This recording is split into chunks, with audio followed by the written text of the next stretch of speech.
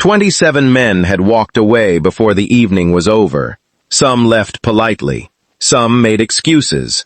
Some never even looked back after hearing one simple sentence: "I'm struggling financially." It was never shouted, never dramatic, never followed by tears. Just a quiet confession placed gently into an ordinary conversation. 27 different reactions. 27 different disappointments. Each one confirmed what she had feared for years, that many people searched for comfort, beauty, or status, but very few searched for a soul. No one knew the truth. No one knew the woman sitting across from them owned companies worth hundreds of millions of dollars.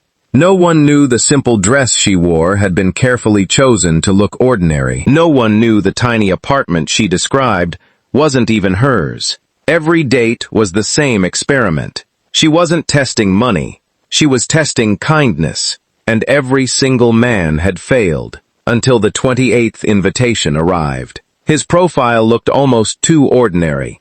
38 years old, a widowed single father, elementary school maintenance supervisor, one daughter, no expensive vacations, no luxury car, no perfect photographs standing beside yachts or sports cars, just one smiling picture with a little girl covered in paint after what looked like a school art project. Most wealthy women searching for successful husbands would have skipped his profile within seconds. She didn't. Something about his eyes felt peaceful, not confident, not arrogant, simply peaceful. His name was Daniel. Across town, Daniel had no idea his life was about to change forever. Every morning began before sunrise. He packed lunch for his 8-year-old daughter Lily, made her favorite peanut butter sandwiches, braided her hair after watching online tutorials because her mother had passed away 4 years in Hest. Earlier, the braids weren't perfect. Neither was he. But every morning he tried again. His tiny rented home echoed with ordinary sounds. A squeaky floor, an old coffee maker, Lily singing while searching for missing socks. Life wasn't glamorous. Bills never stopped arriving. The roof leaked whenever storms rolled across town.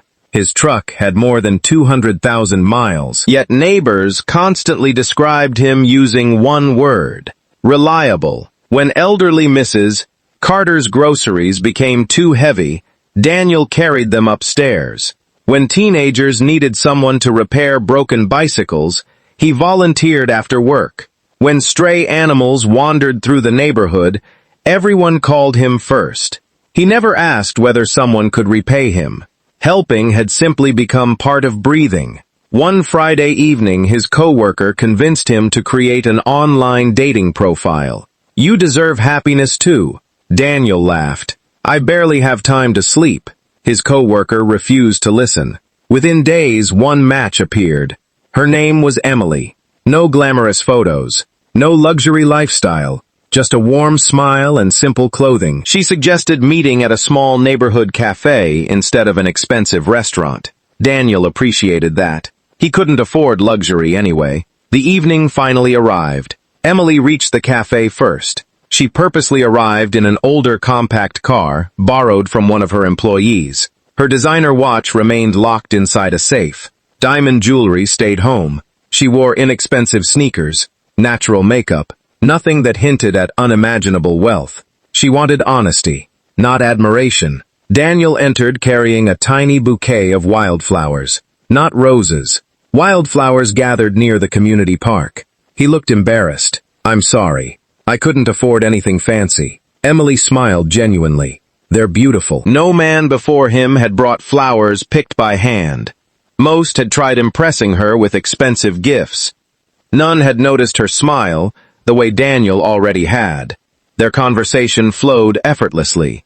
Books, childhood memories, favorite meals, volunteer work, dreams.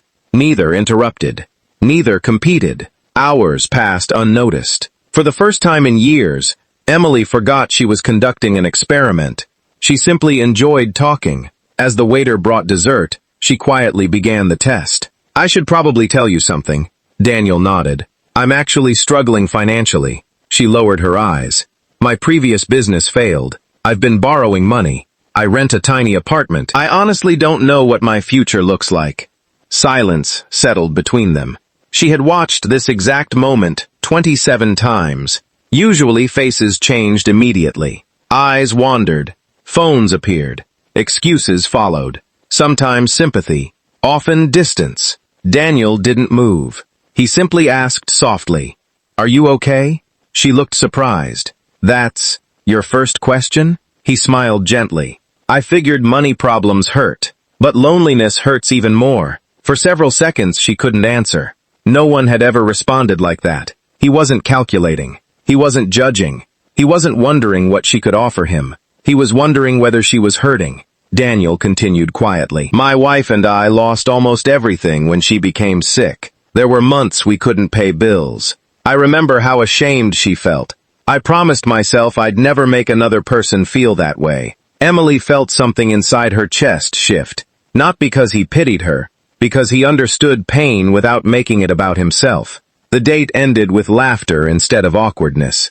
Daniel walked her safely to her borrowed car. "I'd like to see you again." "If you want," Emily nodded. "I'd like that too."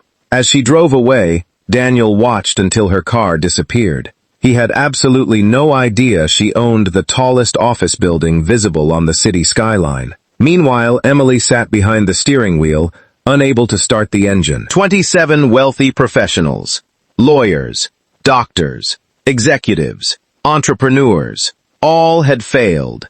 The humble single father with worn-out shoes had passed the very first moment without even realizing there had been a test. For the first time, Emily wondered if destiny had finally introduced her to someone incapable of loving money more than people. But life had one more surprise waiting.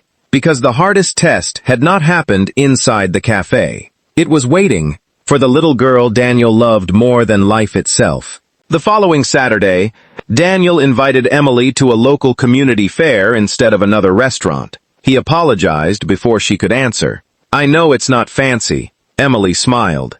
"I think it sounds perfect." The fair was filled with children laughing, music playing from old speakers, and volunteers selling homemade food to raise money for the local elementary school.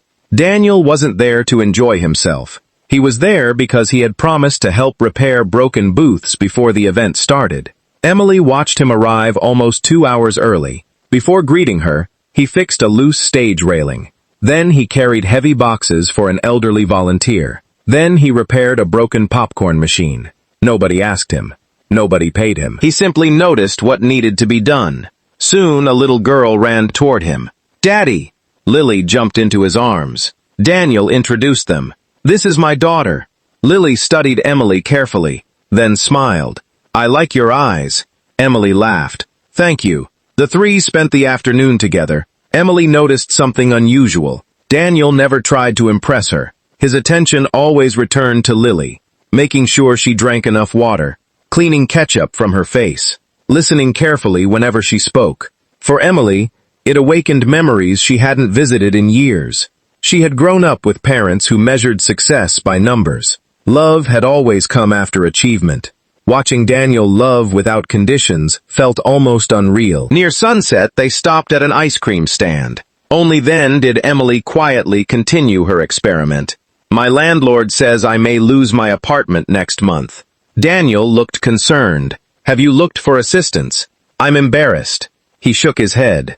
"Everyone needs help sometimes," Emily asked carefully. "Would dating someone with financial problems scare you?" Daniel answered almost immediately. "No.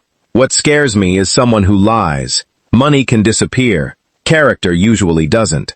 Those words stayed with Emily long after the evening ended. Days later, Lily became sick with a high fever. Daniel missed work to stay beside her. Hospital bills began piling up again. Emily secretly discovered the situation through a mutual acquaintance.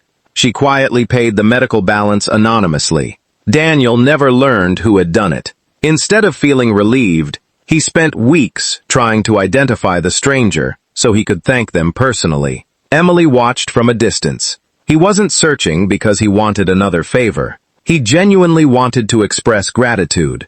Meanwhile, her executive board questioned her recent absences. They expected billion-dollar negotiations.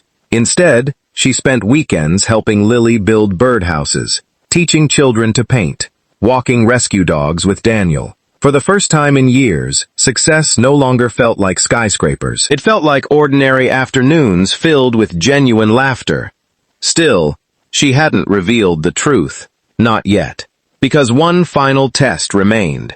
Not for Daniel, for herself. Could she trust someone enough to let him see the woman behind the fortune? Or would revealing everything destroy the beautiful simplicity they had found? She would soon discover the answer, in the most unexpected way imaginable. One rainy afternoon, Daniel was called to repair a broken heating system at a downtown office tower.